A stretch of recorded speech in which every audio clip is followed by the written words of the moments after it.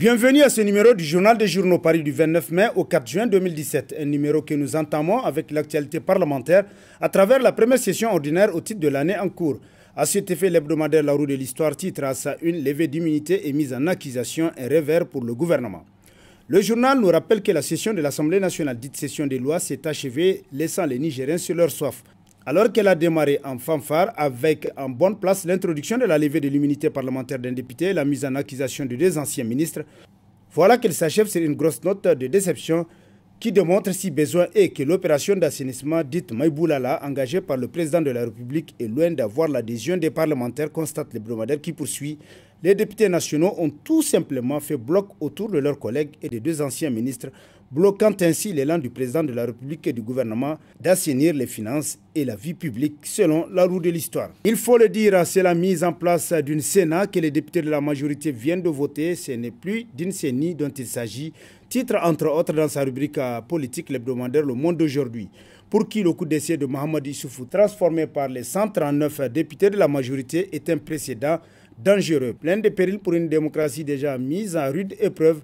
Désormais, il ne sert à rien d'aller aux élections, les règles d'égalité des concurrents étant rompues avec la mise en place d'une administration électorale qui dépendrait du ministère de l'Intérieur. C'est un coup dur qui vient d'être asséné à la démocratie nigérienne, constate l'hebdomadaire qui poursuit plus loin. C'est la mise en place d'une Sénat que les députés de la majorité viennent de voter. Ce n'est plus d'une CENI dont il s'agit.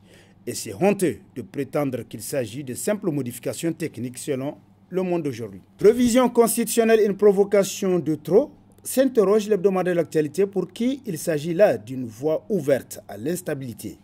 En insistant sur ce projet de révision qui prend de court même les alliés, le régime finira par se créer de nouveaux adversaires et renforcer ce faisant une opposition réellement forte et assez représentative quand on sait les échos des douleurs du peuple qu'elle exprime, mais elle n'a toujours pas su comment mener son combat face à un géant au pied d'argile. En prenant soin de manœuvrer dès aujourd'hui, quelques 4 années avant les prochaines consultations, il s'est avéré qu'Issoufou et son sérail cachent des intentions malveillantes pour lesquelles la classe politique se doit d'être vigilante pour ne pas tomber dans les pièges obscènes qu'on lui tend selon l'actualité. Sur tout un autre plan, affaire des bébés stigmatisés, le rebondissement, titre dans ses colonnes l'hebdomadaire Le Nouveau Républicain, pour qui la maladresse, c'est que cela arrive en plein carême. Mais plus qu'à des parents, pensons à ces fragiles enfants que nos méchancetés détruisent. N'y a-t-il plus de loi qui protège les enfants au Niger? S'interroge le journal pour qui le Niger s'est trop humilié dans cette affaire dans laquelle le pays le plus concerné, le Nigeria, ne dit pourtant aucun mot.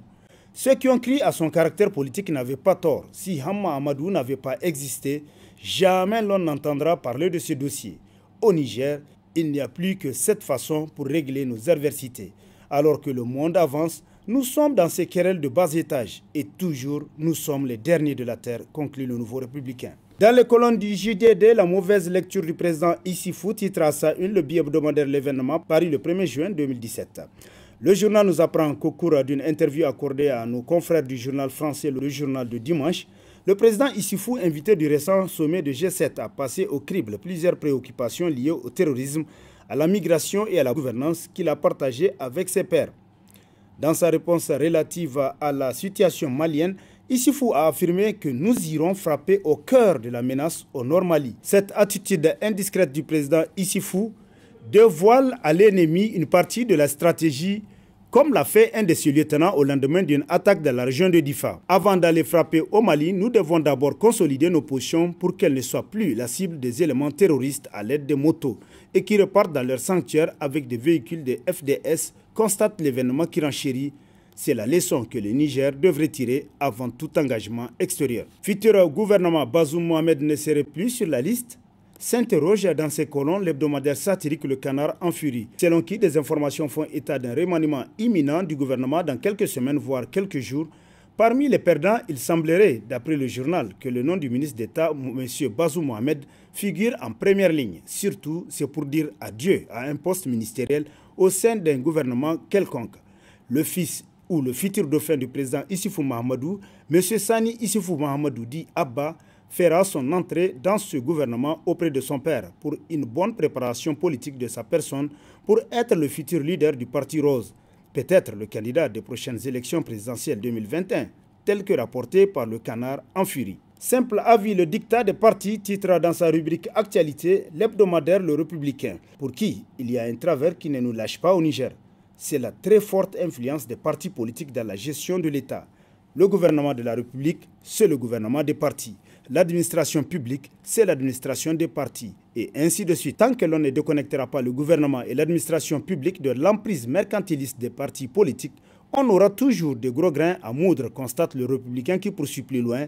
Ces derniers temps, on le voit, il y a une sorte de course contre la montre pour engranger le plus de postes dans l'administration. La SONIDEP, l'ogre de Gorubanda et le professeur Albert Wright titre dans ses colonnes l'hebdomadaire Le Courrier qui dit qu'Albert Wright avait vu juste. Gorubanda, selon toute probabilité, n'est pas soutenable à moyen et long terme. Selon le témoignage d'un technicien, au fait des conditions difficiles dans lesquelles Gorubanda tourne, chacune des tribunes coûte à l'État 58 800 000 francs CFA par jour, à raison de 200 francs le litre de gasoil. Par mois, ça fait 1 584 millions, soit 19 8 millions par an. De quoi anéantir financièrement la SONIDEP qui souffre déjà des façons de faire de ses clients qui consomment sans être en mesure de payer. Car la Nigélec, censée gérer Gorubanda, n'a pas la capacité financière pour faire face à la voracité de l'ocre de Gorubanda selon le courrier. Politiquement, Mahamadou Issoufou peut tordre le bras de la SONIDEP afin qu'elle continue de livrer le gasoil nécessaire à Gorubanda.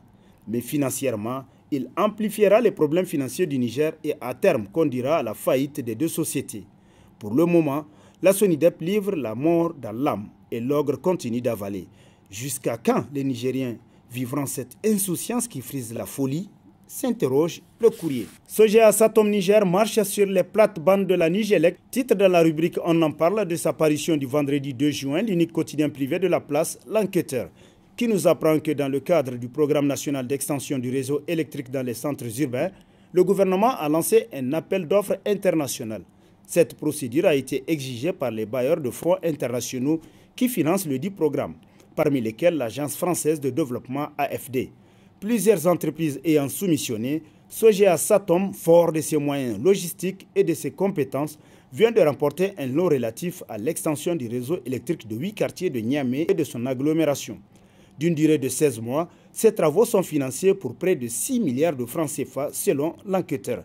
Et sur ce prend fin le présent numéro de la revue de presse. Prochain rendez-vous, plaise à Dieu dans une semaine avec toujours la même passion de vous servir. Bonne lecture et au revoir.